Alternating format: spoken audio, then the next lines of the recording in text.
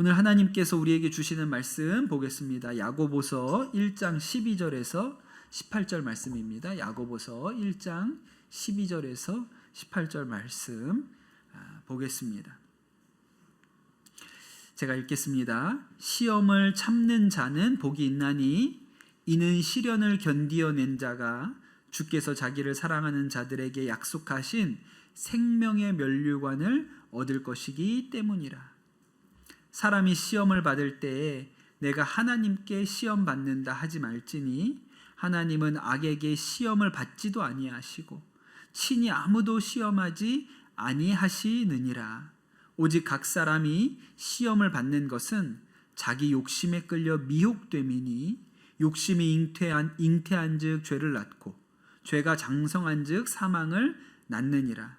내 사랑하는 형제들아 속지 말라. 온갖 좋은 은사와 온전한 선물이 다 위로부터 빛들의 아버지께로부터 내려오나니 그는 변함도 없으시고 회전하는 그림자도 없으시니라. 그가 피조물 중에 우리로 한 첫 열매가 되게 하시려고 자기의 뜻을 따라 진리의 말씀으로 우리를 낳으셨느니라. 아멘. 하나님의 말씀입니다. 이번 주에 저희 큰아들이 유튜브 뭘 보고 온 것 같아요. 뭘 보고 와가지고 저한테 하는 얘기가 아빠 인생은 복불복인 거 알아? 그러더라고요. 그러면서 하는 얘기가 런닝머신을 발명한 발명가는 54살에 죽었는데 KFC를 창립한 분은 그렇게 닭만 튀겨 먹었는데도 90살까지 살았다는 거예요. 맨날 풀만 먹고 뛰어다니는 토끼는 5년밖에 못 사는데 아무것도 안 하고 가만히 누워있는 거북이는 200살까지 사니까 뭘 건강하게 산다고 오래 살려고 잘 먹고 좋은 것만 먹고 먹고 싶은 건 못 먹고 운동하고 그럴 필요가 없다는 거예요. 그냥 인생은 복불복이래요. 거기서 그런 걸 보고 왔나 봐요. 그런 얘기를 저한테 하더라고요. 그래서 제가 제 아들한테 뭐라고 얘기를 해줬냐면 아니야 시온아 인생은 복불복이 아니고 인생은 복복복이다. 예수 믿는 사람의 인생은 하나님이 주시는 복복복이다. 살아도 주 안에서 행복하고 죽어도 천국 가서 행복하니까 우리 인생은 복불복이 아니고 복복복이야. 너 그거 잘 기억해야 돼. 제가 그렇게 얘기를 해줬거든요.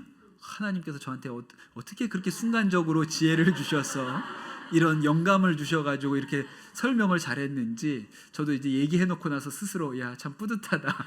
맞아. 인생은 복복복이야. 예, 제가 그렇게 이번 주에 그런 일이 있었어요. 여러분의 인생은 복불복입니까? 복복복입니까? 예, 복복복의 인생 사시기를 축복합니다. 몇 달 전에 제가 그 텔레비전 프로그램 하나를 봤는데 실화 탐사대라는 걸 봤거든요. 거기에 60대의 한 아버지가 나오셨는데 아들이 자폐가 있어요. 발달 장애를 가진 아들이 있어요. 그 아들 나이가 이제 27살인데 이제 어떤 정서적인 발달 정도는 2살, 3살 정도 됩니다. 그러니까 진짜 굉장히 심각한 중증의 이런 자폐 스펙트럼을 가진 거죠. 그 어머니가 이 아이를 낳고 도저히 감당이 안 돼서 이 아이 7살 때 엄마가 이제 이혼하고 떠납니다. 그래서 아버지가 그 후로는 20년을 이 아이를 돌보고 키우신 거예요. 대단한 아버지셔요. 예, 보면 말씀도 참 잘하시고 좀 훌륭한 분이구나 그런 생각이 듭니다. 그런데 문제가 생겼는데 이 아버지가 말기암, 간암 말기 진단을 받으신 거예요. 그 아들은 도저히 혼자 살아갈 수가 없는 그 2살짜리 아이 같은 정신 연령을 가졌으니까 도저히 혼자 살아갈 수 없는 아들인데 아버지가 이렇게 살 날이 많지 않다는 그런 시한부 판정을 받으시니까 너무나도 당혹스럽죠. 그래서 이 아들을 맡길 만한 곳을 빨리 찾아야 되는 거예요. 어디든지 보내야 되니까. 그런데 저도 잘 몰랐는데 보니까 이런 성인 자폐 장애인을 돌봐줄 수 있는 곳이 그렇게 없다고 합니다. 우리나라에 거의 없다는 거예요. 그래서 이 아버지가 이걸 어떻게 해결을 해야 되니까 1,000곳이 넘게 전화를 했다는 거예요. 하여튼 뭐 장애인을 돌봐주는 데가 있다 그러면 우리 아들이 이런 상황인데 봐줄 수 있냐, 1,000곳이 넘게 전화를 했는데 다 거절을 당했습니다. 그래서 하여튼 이 사연이 어떻게 이렇게 방송국에 알려지게 돼서 이게 이제 나온 거예요. 이 아버지의 이 딱한 상황이 이렇게 하고, 이 아버지가 제발 우리 아들을 돌봐줄 수 있는 어떤 도움을 좀 달라고 이렇게 호소하시면서 이제 끝났거든요. 제가 이 영상을 보고 너무 마음이 아프고 목이 메이고 가슴이 아프게 그렇게 봤어요. 그런데 최근에 요 후속 내용이, 그리고 어떻게 됐는지를 우리는 모르잖아요. 그리고 어떻게 됐는지가 한 번 더 그 후속 방송이 되었습니다. 참 너무나도 놀랍고 감사하게도 진짜 많은 분들이 이 아버지의 사연을 보고 방송을 통해서 봤고, 그 방송이 나가고 얼마 되지 않아서, 채 한 달이 되지 않아서 아들을 받아주겠다는 기관이 나오게 된 거예요. 너무너무 잘 됐죠. 그런데 이 청년이 그 시설에 들어가서 빨리 적응을 하려면 아버지를 안 보는 게 좋다. 왜냐하면 아버지랑 자꾸 왔다 갔다 하면 이게 더 힘든 거예요. 적응을 하기가 힘든 거기 때문에 안 보는 게 좋다. 그래서 이 아이들을 데리고 가서 입소를 시켜놓고 아버지는 이제 집에 돌아와서 홀로 이제 죽음을 기다리는, 더 이상 뭐 치료는 안 된다고 하니까 항암 치료도 이제 끝내고 이제 뭐 달리 다른 방법이 없는 형편이 되었습니다. 근데 얼마나 이 아들이 보고 싶겠어요. 네, 너무너무 그립고 보고 싶고, 죽기 전에 한 번은 보고 와야 되지 않나 이런 생각이 들지 않겠습니까? 그래가지고 그 영상의 대부분은 이 아버지가 아들을 마지막으로 찾아가서 아들하고 1박 2일 캠핑을 하는 거예요. 이 아들을 마지막으로 보고 오는 얘기가 쭉 나왔어요. 그러면서 마지막에 이 아이와 헤어지고 나서 이제 1박 2일을 아들과 시간을 다 보내고 이제 아들을 떠나보내고 이 아버지가 나와서 이제 그 방송국 카메라 앞에서 이야기하시는 게 뭐라고 얘기하시냐면, 여한이 없다는 말로는 모자랍니다. 만약에 제가 지금 할 말을 고른다면 다 이루었다. 이제는 정말 한이 없다. 아들과 겪어볼 수 있는 가장 큰 행복을 나는 다 겪어보고 이제 이 세상을 떠난다. 그렇게 이야기를 하시는 거예요. 그러면서 그렇게 1,000곳이 넘게 전화하면서 거절당할 때는 세상에 나와 우리 아들이 그냥 버려진 존재처럼 그렇게 생각이 됐는데, 방송이 나가고 수많은 사람들이 응원을 해주고 또 도움의 손길을 내밀어줘서 이렇게 아들을 보낼 수 있어서, 보낼 기관이 생겨서 참 세상이 따뜻한 곳이구나, 그렇게 본인이 깨닫게 되었다, 그런 이야기를 하세요. 제가 이 영상을 보면서 저도 이렇게 너무 마음이 찡하고 눈물도 흘리고 그랬는데, 다른 사람들은 이 얘기를 어떻게 볼까 그런 생각이 들어서 이렇게 그 밑에 댓글들 달린 거를 쭉 읽어봤거든요. 그런데 그 댓글들 중에 듬성듬성 비슷한 내용들의 댓글들이 있는데, 어떤 내용이냐면, 야 진짜 신이 있으면 어떻게 이런 일이 일어나냐, 야 신이 너무 가혹하다, 이 신이 없는 게 분명하다, 이런 댓글들이 군데 이렇게 있어요. 그럼 제가 그걸 보면서 안 믿는 사람들이 보기에는 그렇게 보이는구나, 그런 생각이 들었거든요. 야 정말 하나님을 모르면 이렇게 생각할 수밖에 없구나, 그런 생각을 들었어요. 근데 안타깝게도 이 아버님 되게 좋으신 분이신데 신앙은 없다 그러시더라고요. 제가 좀 찾아보고 글 쓰신 글들을 읽어보니까. 그런데도 불구하고 죽음을 앞두고 감사하다, 여한이 없다 그렇게 하시잖아요. 근데 제가 제 마음에 어떤 생각이 드냐면, 이분이 하나님을 믿는 분이었다면 어떻게 반응했을까? 저는 황홀하다고 했을 것 같아요. 왜냐하면 그 아버지와 아들이 마지막으로 캠핑을 하고 헤어지는 모습을 보면서 너무너무 마음 아픈 장면이지요. 그런데 제가 가진 믿음의 눈으로는 어떻게 보이냐면 저게 마지막이 아닌데, 저게 마지막이 아니지.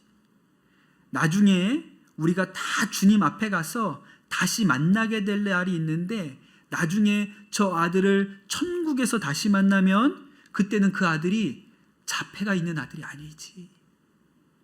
온전한 아들이고, 그 아들이 27년 동안 한 번도 아빠를 아빠라고 부른 적이 없는 아들인데, 그때는 아버지 앞에 큰 절을 하면서 아버지 저를 너무 사랑해 주셔서 감사합니다. 제가 그 세상에서도 아버지 사랑을 많이 받아서 충분했습니다. 그렇게 너무 감사합니다 하고 이 아들이 너무나도 멋있는 모습으로, 멀쩡한 모습으로 큰 절을 하는 만남이 있을 텐데, 저는 그렇게 생각이 들었거든요. 그러니까 제가 가지고 있는 믿음에서는 그 일이 그렇게 해석되는 거예요. 그러나 여러분, 하나님이 어떠한 하나님인지 모르는 사람들, 하나님의 속성을 모르는 사람들은 하나님이 참 가혹하다, 안 그래도 불쌍한데 그 불쌍한 사람한테 저렇게 또 고통을 주는 애, 참 하나님이 가혹해, 하나님이 없는 것 같아, 이렇게밖에 반응을 못한다는 것이죠. 저는 그렇게 생각하지 않거든요. 이 세상이 전부가 아니고 하나님이 이 세상을 뛰어넘는 하나님이시기 때문에 우리가 주 안에 있으면 지금 그 모습이 끝이 아니에요. 너무나도 영광스러운 만남이 뒤에 있습니다. 저는 그것을 믿거든요. 지난주에 우리가 야고보서 강해를 시작하면서 야고보가 시험에 대해서 이야기하죠. 유대인으로 태어나서 자라다가 예수님을 영접한 사람들이 있었습니다. 근데 예수님 영접한 거 너무 기쁘고 행복한 일이었는데, 이게 시간이 지나니까 힘들어요. 핍박이 있어요. 가족들에게도 버려지고 쫓겨나고 자기가 이전에 했던 일들도 제대로 할 수가 없고, 이런 고난이 많으니까 사람들이 흔들립니다. 그러면서 이 야고보가 시험에 대해서, 유대인들이 겪고 있는 이 시험에 대해서 이야기하는데, 이 시험의 원인이 무엇일까? 마음이 하나가 아니고 두 개이기 때문이다. 그렇게 얘기를 하죠. 우리의 마음이 하나면 시험이 없습니다. 시험이 와도 시험에 빠지지 않아요. 그런데 왜 우리가 시험에 넘어지느냐? 마음이 두 개이기 때문에 그래요.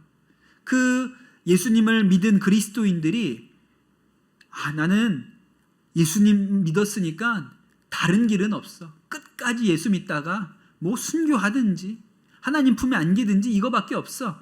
그러면 시험이 없거든요. 근데 마음에 다시 유대교로 돌아갈까? 근데 너무 힘든데 그냥 다시 유대교로 죄송합니다 그러고 유대교로 돌아갈까? 이런 생각이 마음에 있으면 계속 시험이 있는 거예요. 근데 제가 그렇게 지난주에 설교를 하고 나서 가만히 생각을 하는데 계속 이 말씀이 제 마음 가운데 있는데, 진짜인 거예요. 왜 시험이 오는가? 여러분, 마음이 두 개라서 시험이 옵니다. 마음이 하나면 시험이 오지 않아요. 목회를 하다 보니까 성도들이 시험에 들어서 교회를 떠나는 일이 생기거든요. 목회자로서는 너무 죄송한 일이기도 하고 마음이 아픈 일이기도 안타까운 일이기도 합니다. 그런데 처음부터 결론이 나는 이 교회에 뼈를 묻어. 나는 죽었다고 안 떠나. 떠나려면 네가 가. 난 안 나가. 그러잖아요. 그럼 시험이 없어요. 시험이 오지만 시험에 빠지지 않습니다. 왜냐하면 나는 여기 있어야 되니까 무슨 문제가 생기고 시험이 오잖아요. 그럼 풀어야 된다고 생각을 해요. 그럼 풀어야죠. 여기 있어야 되니까. 이게 내가 외부에 가가지고 어떻게 풀 수 없는 문제면 내 마음이라도 고쳐 먹어야지. 이렇게 할 수밖에 없는 거예요. 그런데 이 일이 왜 시험이 되냐면 떠나야겠다고 생각하면 시험이 오는 거예요. 근데 여러분, 그 시험은 때마다 옵니다. 계속 와요. 여기 떠나서 딴 데 갔는데 딴 데서 시험이 오면 또 떠나야지, 또 떠나야지. 이렇게 되는 거예요. 그러니까 시험은 계속 와요. 그러나 나는 여기다 뼈를 묻어 한 사람은 어떻게 돼요? 그러면 풀든지 풀리든지 둘 중에 하나가 되는 것이죠. 여러분, 뼈를 묻으세요. 지금 딴 생각하지 마시고 여기다 뼈를 묻어야겠다. 이렇게 생각하시면 신앙생활에 시험이 많이 없어집니다. 떠난다. 내가 더 이상 여기 못해. 딴 데 가야겠어. 이렇게 생각하면 수시로 시험이 오는 거예요. 그래서 딴 데 가도 또 시험이 또 옵니다. 왜? 또 떠나야겠다고 생각하니까. 근데 여기서 그냥 뼈를 묻어야지. 그러면 저는 시험이 잘 없잖아요. 제가 뭐 어딜 떠나겠어. 네. 풀어야지. 뭐 어떻게 내가 마음을 바꾸든지 가서 해결을 하든지 해야지. 방법이 없잖아요. 그럼 시험이 안 오는 거예요. 오늘 말씀을 보면 오늘 말씀도 같은 맥락에서 이야기를 하는데 12절에 시험을 참는 자는 복이 있나니 이는 시련을 견디어낸 자가 주께서 자기를 사랑하는 자들에게 약속하신 생명의 면류관을 얻을 것이기 때문이라 그랬습니다. 우리가 지난주에 들었던 말씀에도 시험이 인내를 만들고 인내가 온전하게 하고 부족함이 없게 한다 그랬지요. 근데 여러분 오늘 말씀을 읽어보면 시험을 당하는 사람의 마음의 태도에 대해서 한 가지 이야기를 하는데 시험 당하는 사람이 마음에 어떻게 생각하냐면 이렇게 생각한다는 거예요. 13절에 사람이 시험을 받을 때에 내가 하나님께 시험을 받는다 하지 말지니 하나님은 악에게 시험을 받지도 아니하시고 친히 아무도 시험하지 아니하시느니라 그랬어요. 이 말씀이 왜 나올까요? 시험 받을 때 우리가 우리의 인생에 고난이 오고 시험이 있을 때 우리 마음에 어떤 생각이 일어나냐면 하나님이 날 왜 그렇게 못 살게 굴지? 하나님이 나를 미워하시나? 하나님이 왜 날 이렇게 괴롭히시는 거야? 이런 생각이 든다는 거예요. 그 예수 믿은 유대인들이 예수 믿는 것 때문에 핍박을 당하니까 이게 뭐야? 내가 예수님 믿는다고 따라왔는데 왜 이렇게 어려운 일들만 자꾸 생기지? 이게 하나님이 나를 버리신 건가? 이런 생각을 하게 된다는 거예요. 하나님을 잘 알지 못하는 사람들, 우리가 예수를 믿어도 하나님을 깊이 있게 인격적으로 경험하지 못한 분들이 하는 얘기, 그래서 우리 청년들이 하는 질문 중에 어떤 게 있냐면 하나님이 왜 선악과를 만드셨냐는 거예요. 선악과만 없었으면 우리가 지금도 에덴 동산에서 행복하게 살 텐데 왜 선악과는 만들어 놓고 또 먹지는 말라 그러고, 그럼 진짜 먹지 말아야 되는 거면 브로콜리처럼 못생기게 만들어 놓으면 먹고 싶은 생각이 안 들 텐데 또 생긴 거는 막 보암직도 하고 먹음직도 하게 그렇게 맛있어 보이게 만들어 놓고 먹지 말라고 하니까 하나님이 시험하는 분이야. 사람을 너 내 말 듣나 안 듣나 내가 점검해 보겠어. 요거 맛있어 보이지? 먹지 마. 이런 분이라고 생각하는 거예요. 시험을 당하면 그런 생각이 드는 것이죠. 그런데 여러분 성경을 잘 읽어보세요. 창세기에 나오는 하나님이 그렇게 맛있는 거 만들어 놓고 먹지 마 그러면서 시험하시는 하나님이 아니세요. 아담과 하와한테 하나님이 진짜 좋은 분이시거든요. 뭐라고 하셨냐면 창세기 2장 16절에 동산에 있는 모든 나무의 열매는 네가 먹고 싶은 대로 먹어라. 그렇게 얘기하셨어요. 먹고 싶은 대로 모든 열매를 먹어라. 그런데 딱 하나 선과 악을 알게 하는 나무 열매만은 먹으면 안 된다. 그렇게 얘기를 하셨어요. 그러니까 먹지 말라 그런 건 하나고요. 나머지는 다 먹어도 된다 그랬어요. 그러니까 하나님 좋은 분이에요? 나쁜 분이에요? 다 먹어도 된대요. 하나만 먹지 말라 그랬어요. 근데 우리는 하나 먹지 말라 그랬다고 하나님이 시험하는 하나님이라고 그러는 거예요. 근데 여러분 뱀이 아담과 하와를 찾아와가지고 뭐라 그랬는지 아세요? 뱀이 이렇게 얘기합니다. 하나님이 정말로 너희에게 동산 안에 있는 모든 나무 열매를 먹지 말라고 말씀하셨냐? 이렇게 물어봐요. 못된 놈이에요. 아주. 왜 못된 놈이에요? 하나님과 반대로 말합니다. 마치 하나님이 아주 인색한 분인 것처럼 말해요. 다 먹어도 된다 그랬는데 다 먹지 말라 그랬냐? 이렇게 물어보거든요. 그리고 나서 선악과 저거 먹어도 안 죽어. 너희 눈이 밝아져서 하나님처럼 될 거야. 이렇게 얘기를 해줍니다. 아담과 하와가 원래는 마음이 하나였어요. 하나님 생각하면 하나님은 좋은 분이에요. 아낌없이 주시는 분이에요. 세상에 저런 하나님이 없어요. 그런데 뱀이 딱 얘기하는데 그 뱀이 하는 얘기를 딱 듣고 나서 마음에 하나님에 대한 의심이 생겼어요. 그게 두 마음입니다. 그냥 하나님이 좋기만 한 하나님이 아니고 혹시 하나님이 인색한가? 좋은 거 숨겨두고 우리한테 못 먹게 하는 분인가? 이렇게 두 가지 마음이 생긴 거예요. 여러분, 그러니까 시험이 어디에서 와요? 두 마음에서 와요. 마음이 하나면 시험이 오지 않습니다. 그런데 마음이 두 개로 갈라지면 거기에서 시험이 오는 거죠. 저희 둘째가 요새 가끔 하는 얘기가 자기 반에 교회 안 다니는 애들이 하나님 모르는 애들이 많다는 거예요. 그러면서 걔네가 하나님 없다, 눈에 보이지도 않는데 그런 게 어딨냐 이러나 봐요. 우리 아들이 하나님이 계시다는 걸 잘 설명은 못하고 굉장히 열받아가지고 집에 옵니다. 아주 열받아가 이상한 놈들이 있다는 거예요. 반에 뭣도 모르면서 막 하나님이 없다고 말하는 애들이 있다는 거예요. 그래서 하여튼 지가 뭐 설명은 못하고 싸우지는 못하는데 하여튼 이상한 애들이라고 막 그러면서 열받아서 오거든요. 목사 입장에서는 기분은 좋아요. 우리 아들이 믿기는 믿음이 있구나 이렇게 생각이 드는데, 그때까지는 초등학교 3학년 요때까지는요 애들이 인습적으로 받습니다. 그러니까 그냥 우리가 어려서부터 교회를 다녀서 들었으면 의심 없이 그냥 받아들여요. 그냥 의심하지 않아요. 그러니까 그때는 마음이 하나예요. 그런데 그게 4학년이 넘어가잖아요. 그러면 마음이 갈라지기 시작합니다. 학교에서 말하는 것과 교회에서 말하는 게 다르네. 학교에서는 이렇게 말하는데 교회에서는 다르게 말하네. 그러면 이제 애들이 눈치를 보기 시작하고, 우리 큰아들 같으면 굳이 내가 이 얘기를 학교 가서 할 필요가 있을까? 굳이 내가 이 얘기를 집에 가서 할 필요가 있을까?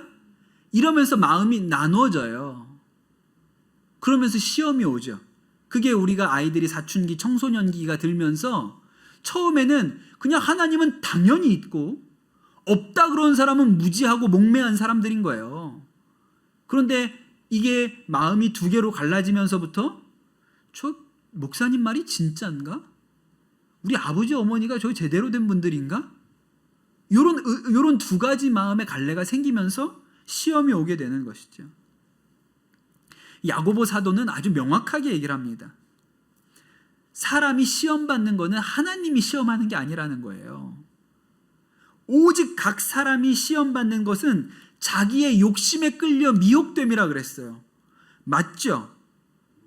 아담과 하와가 교만해져서 하나님처럼 되고 싶어서 선악과를 따먹은 것이지 하나님이 시험한 게 아니에요. 아니 먹기는 지들이 먹고 왜 하나님이 시험했다고 말하는 거예요?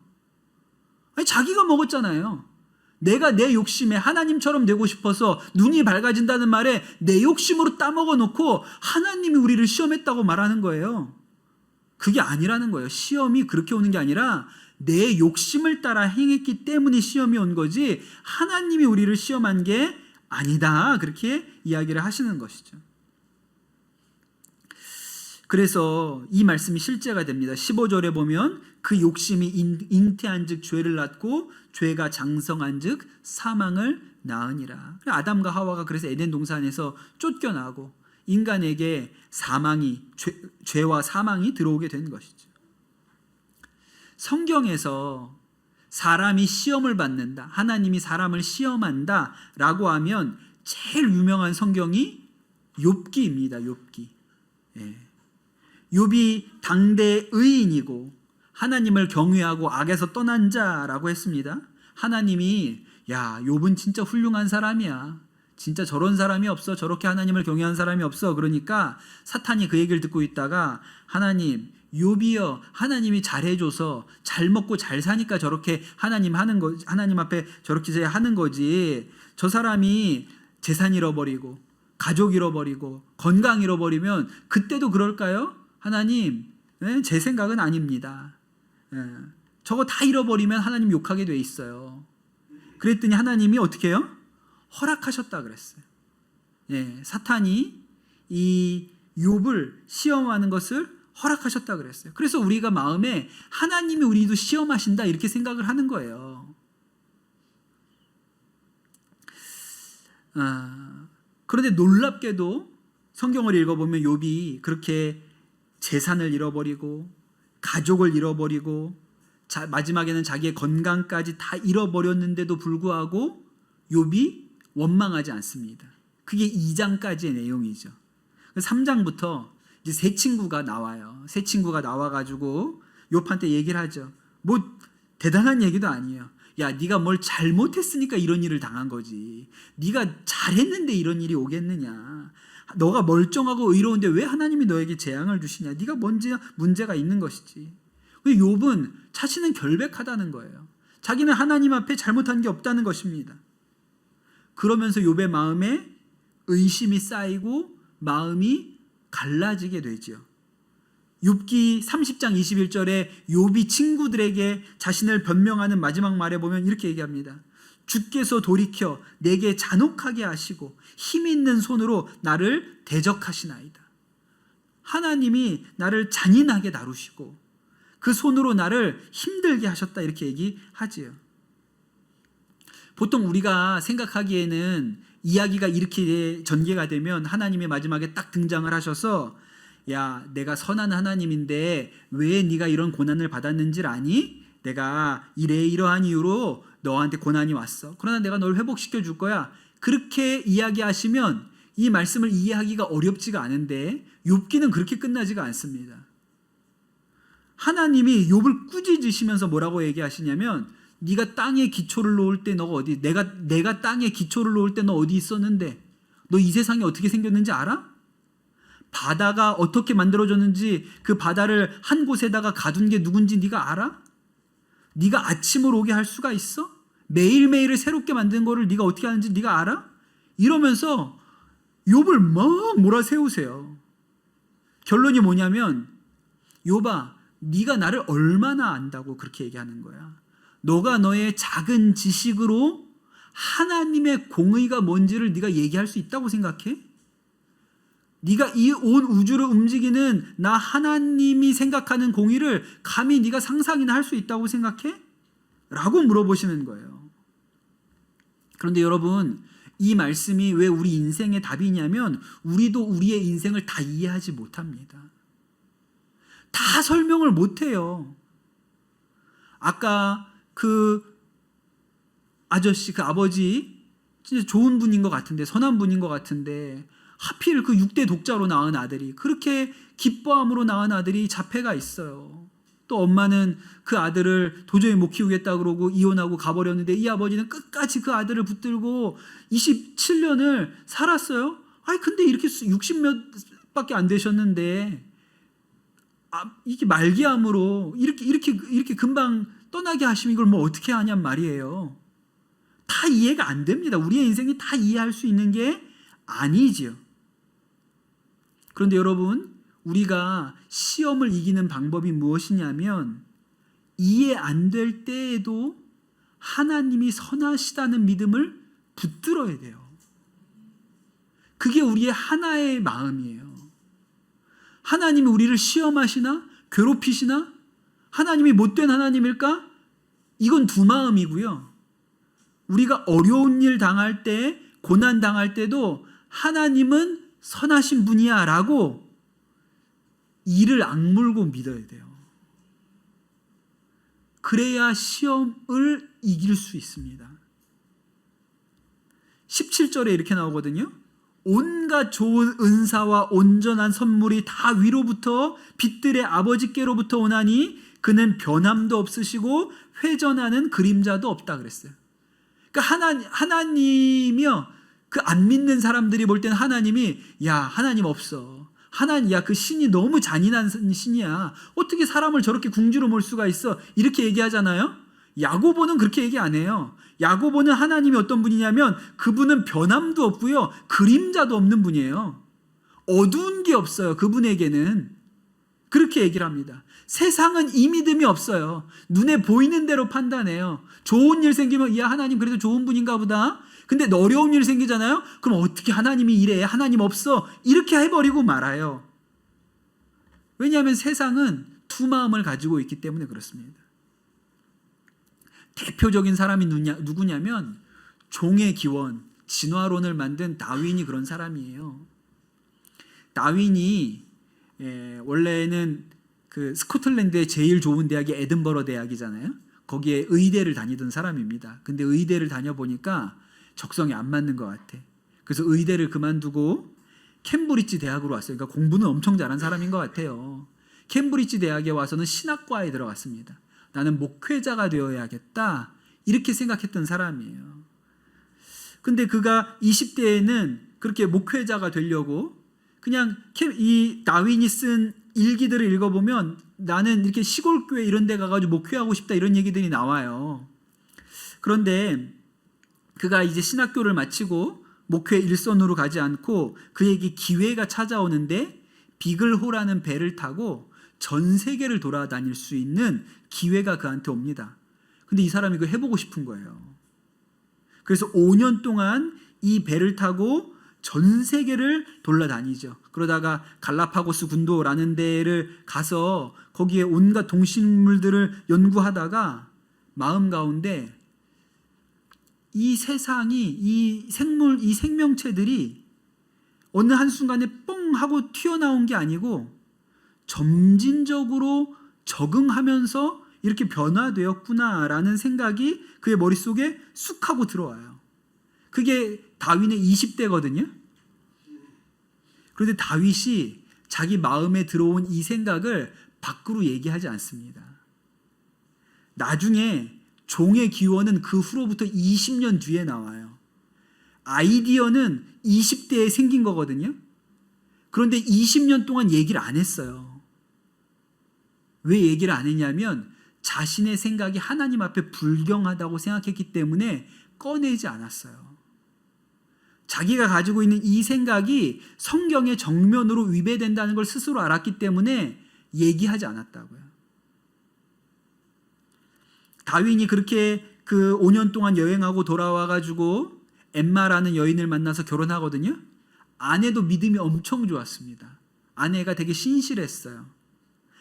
신혼 초에 둘이 교회 매주 예배에 참석했어요. 그런데 이 마음 안에 생각이 점점 커지면서 다윈이 하나님에 대하여 믿음이 사라지고 점차로 교회를 잘 나가지 않죠. 그러나 다윈이 이야기하지 않았습니다. 왜냐하면 아내랑 싸우기가 싫었어. 교회 안 나가는 것 때문에 아내가 뭐라고 하고 같이 나가자고 그러니까 다투지 않으려고 그냥 얘기하지 않았거든요. 근데 사건이 하나 터져요. 무슨 사건이 터지냐면 1851년에 첫째 딸이 10살의 나이로 병에 들어서 죽습니다. 그런데 다윈이 그때까지만 해도 아내와 함께 이 딸을 위해서 하나님 앞에 기도했어요. 살려달라고. 하나님 우리 딸의 목숨을 살려주십시오. 기도했어요. 근데 딸이 죽은 거예요. 그때 이렇게 그 마지막 남았던 간당간당한 줄 하나가 딱 끊어졌어요. 이제 굳이 내가 하나님을 믿을 이유가 없다.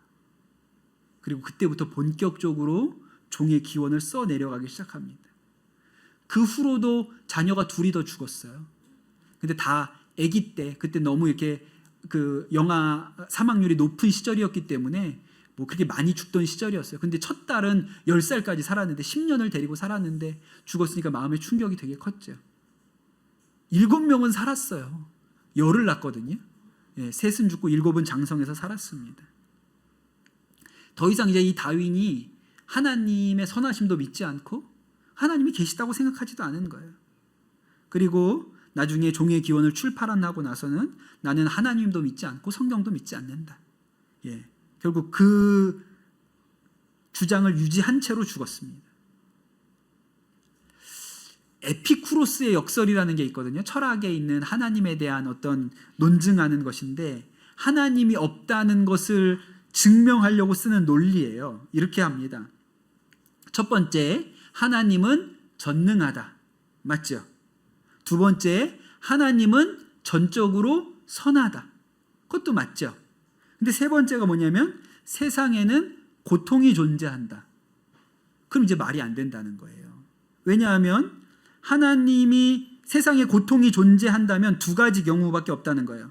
하나님이 고통을 없앨 의지는 있는데 능력이 부족하기 때문에 고통이 세상에 있다는 거예요. 그럼 하나님이 전능하지 않은 거죠. 그리고 두 번째는 하나님이 악을 없앨 능력은 있는데 의지가 부족해. 그러면 하나님이 선하지 않은 거예요. 그러니까 하나님이 전능하고 선한데 고통이 있다? 그럼 하나님이 없다는 뜻이다. 이게 에피쿠로스의 역설이라는 철학의 논증 방식이거든요. 그러니까 여러분, 세상 사람들은 이렇게 생각을 하는 거예요. 그냥 논리를 가지고 이렇게 생각을 해요. 근데 여러분, 믿음은 그렇게 믿는 게 아닙니다. 믿음은 그렇게 생각하는 게 아니에요. 저희 가정에도 딸을 잃은 부모님이 계세요. 저희 장인어른, 장모님이 벌써 이제 5년이 되었는데 첫째 따님을 먼저 하나님 나라로 떠나 보내셨죠. 저희 처형, 저희 아내의 언니인 김영인 선교사님이 암으로 하나님께 부름을 5년 전에 받으셨거든요. 그 딸을 그렇게 하나님 앞에 먼저 떠나보낸 이 부모님의 마음의 고통과 그 아픔을 그걸 뭐 어떻게 다 설명을 하겠습니까? 10년 키운 딸이 그렇게 너무 마음이 아팠다면, 그렇게 손주들까지 본 그 40이 되지 않은 딸이 39에 그렇게 하나님 앞에 부름받았으니 얼마나 고통이 크셨겠어요? 그때 저희 장인이 강원도 고성에서 목회하고 계셨는데, 그렇게 처형 먼저 김영인 선교사님 떠나시고 나서 거기에 이렇게 밭을 누구한테, 동네에 밭을 빌려가지고 그렇게 농사를 열심히 지으셨거든요. 그 더운 여름에도 종일 밭에 나가 계셨다는 거예요. 그 마음을 왜 모르겠습니까? 가만히 있으면 너무 생각이 나니까 그냥 몸을 아주 혹사시킨 거죠. 그래서 그 더운 땡볕에도 그냥 늘 밭에 나가서 뭐 일을 하신 거예요. 왜? 가만히 있으면 생각나니까. 결국은 그렇게 몸을 그렇게 혹사하시다가 나중에는 몸이 많이 상해서 진짜 좀 많이 어려우셨고, 그래서 사실은 은퇴를 좀 일찍 당겨서 하시게 되기도 하고 그랬습니다. 다른 가족들도 마찬가지죠. 뭐 저희 장모님 말할 것도 없고, 또 아내를 잃은 뭐 우리 김찬 목사님, 그리고 또 엄마를 먼저 떠나보낸 두 아들, 초등학생이었는데 이제는 하나는 고등학생이고 하나는 중학생이 됐고, 그 엄마를 그렇게 먼저 하나님 나라로 보낸 이 자녀들의 마음의 고통이 뭐 이 아이들이 이야기를 잘 하지 않아서 그렇지, 그걸 뭐 어떻게 짐작을 하겠어요. 저희 아내도 엄청나게 힘든 시간들을 보냈죠. 그런데 여러분, 우리 식구들은 다 믿음을 지켰습니다. 하나님에게서 떨어져 나간 사람이 없어요. 우리는 여전히 하나님이 선하시다고 믿죠. 우리는 한 가지 생각을 해요. 두 가지 마음을 가지지 않고, 그러나 그럼에도 불구하고 여전히 우리 하나님은 선하신 하나님이다. 하나님은 좋으신 하나님이다. 그러니까 시험은 있지만 시험에 들지는 않아요. 우리가 시험에 이기는 열쇠가 무엇이냐? 한 마음 가지는 것입니다. 한 마음. 하나님은 선한 분이시다. 하나님은 여전히 우리를 사랑하시는 분이시다. 세상만 두고 보면, 우리에게 일어나는 일만 두고 보면 이해가 다 안 됩니다. 여러분, 욥기가 그거예요. 너가 어떻게 다 설명하려고. 그거 다 설명 못하지. 근데 네가 설명 못한다고 해서 하나님을 악하다고 말할 거야? 아니야. 하나님은 우리 생각 위에 계시잖아. 여전히 하나님은 선한 분이시지.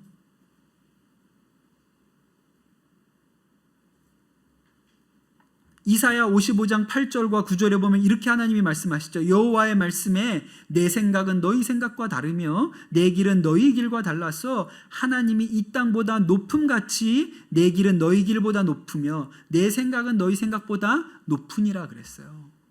그러니 우리가 다 이해 못해도 우리가 가지는 믿음은 아니야. 하나님은 선하셔. 우리가 이 땅에서 다 이해하지 못하고 다 설명하지 못해도 선한 계획이 있어. 왜냐하면 하나님은 이 땅의 메인분이 아니시거든요. 이후에 영원한 생명도 있고 천국도 있고 영생도 있고 부활도 있어요. 이 땅에 있는 것 가지고 다 설명할 수 있는 게 아니에요. 그러니 우리는 여전히 하나님은 선한 분이다. 우리를 사랑하시는 분이시다. 그 선함엔 끝이 없다. 라고 마음 가운데 하나님을 인정하고 믿는 것. 여러분, 이 믿음은 이를 악물고 믿는 것입니다. 이를 악물고 그래도 우리 하나님은 선한 분이야. 부인할 수 없이 선한 분이야. 예수 그리스도를 십자가에 매달고 우리의 죄값을 사하신 걸 생각해봐. 그래도 우리 하나님은 선한 분이지 라고 이를 악물고 믿는 거예요. 그런데 여러분, 이 믿음이 시험을 이기게 합니다. 이 믿음이 시험을 통과하게 해요. 그런데 두 마음을 가지면 계속 하나님을 의심합니다. 계속 하나님을 나쁜 하나님인 것처럼 오해해요. 그럼 사실은 시험은 더 커지죠. 결국 다윈처럼 마지막 끈 하나가 끊어지고 나니까 하나님 없어 그런 거. 그렇게 돼버리고 마는 것입니다. 여러분, 성경을 보면 다 좋아서 믿은 게 아닙니다. 정말 고통 가운데 어려운 일들을 겪었지만 끝까지 하나님이 선한 분이라고 믿음 가졌던 신앙의 선배들이 많이 있죠. 대표적인 사람이 예레미야예요. 예레미야가 젊었던 시절에는요, 뭔가 세상이 바뀔 것 같은 분위기가 있었어요. 그때 남유다의 왕이 요시야였거든요. 요시야가 왕이 되고 나니까 막 세상이 바뀌어요. 하나님 중심으로 나라가 막 이렇게 하나님 경외하는 마음으로 가는 것 같아요. 그러니까 요시야가 젊을 때 보면 야, 부흥이 일어나는구나. 우리나라가 다시 하나님의 앞에 일어서는구나. 이런 희망이 있었다고요. 근데 참 안타깝게도 이 요시야 왕이 젊은 나이에 전쟁에 나갔다가 요절해요. 그리고 그 뒤로 그의 아들들이 왕위를 이어받는데 한 명도 신통한 사람이 없습니다. 다 형편없어요. 하나님께서 예레미야에게 이 나라가 멸망당할 거다. 바벨론에게 멸망당할 거다. 너네가 사는 방법은 바벨론 앞에 바짝 엎드리는 것밖에 없다. 그래서 예레미야가 이제 그 얘기를 하고 다니는 거예요. 우리 바벨론한테 망합니다. 엎드리세요. 그냥 우리가 사는 길은 바벨론 왕을 섬기는 것밖에 없습니다. 그러니까 얼마나 이 유다 사람들이 이 예레미야를 미워하는지 몰라요. 구덩이에 잡아 간두고 아주 힘들게 하지요. 그런데 멸망하고 말았습니다. 결국 이 백성이 다 포로로 끌려가고 성전이 불타고 성벽이 다 무너져 내리고 다 봤어요. 그런데도 불구하고 예레미야가 하나님은 여전히 선한 분이라고 말하는 거예요. 예레미야서 3장에 예레미야 애가 3장에 이렇게 나옵니다. 여호와의 분노의 매로 말미암아 고난당하는 자가 나이다. 종일토록 손을 들어 자주자주 나를 치시는도다. 하나님이 계속 나를 때리신다는 거예요. 그런데 그 말씀이 그대로 끝나지 않습니다. 뒤로 넘어가면 32절에 이렇게 나와요. 그가 비록 근심하게 하시나 그 풍부한 인자하심에 따라 긍휼히 여기실 것임이라. 주께서 인생으로 고생하게 하시며 근심하게 하심은 본심이 아니시로다. 그게 진짜 하나님 속마음이 아니다. 그러니까 예레미야가 어떻게 믿었어요?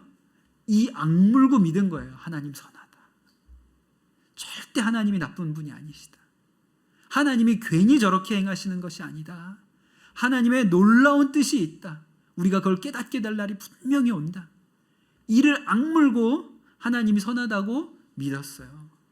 그러니 여러분, 예레미야에게 시험이 그를 넘어뜨리지 못하는 것이죠. 사랑하는 성도 여러분, 우리가 시험을 이기는 열쇠가 무엇입니까? 하나님의 선하심을 굳게 붙드는 것입니다. 제가 오늘 여러 번 말했지만 이를 악물고 우리 하나님은 선하신 분이에요. 우리가 어려운 일 당할 때, 힘든 일을 겪을 때 여전히 우리가 이를 악물고라도 하나님은 선하신 분이지, 하나님은 좋으신 분이지 라고 믿어야 우리가 그 시험을 능히 이겨나갈 수 있습니다. 시험이 오지만 넘어지지 않을 수 있는 것이죠. 여러분 마음에 이 하나의 마음이 확정되시기를 예수님의 이름으로 축복합니다.